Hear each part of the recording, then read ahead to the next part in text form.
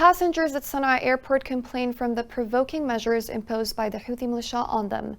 According to local sources, those Houthi measures aim to blackmail passengers by imposing unlawful taxes on them. This report has more details.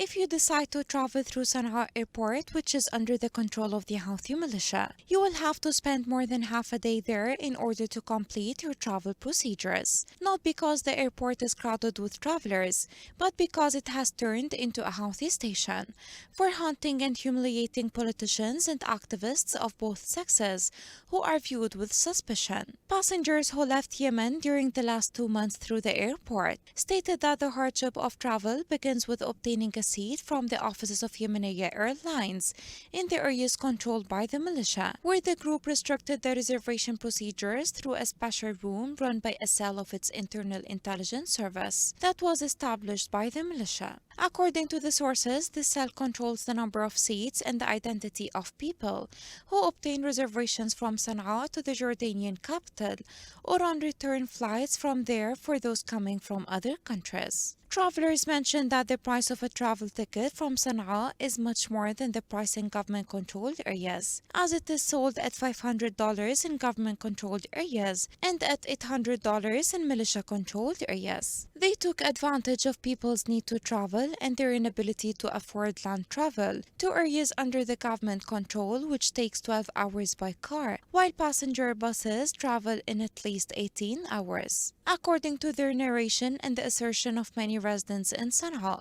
when a person goes to the airline office to buy a ticket, the staff informs you that all seats are reserved.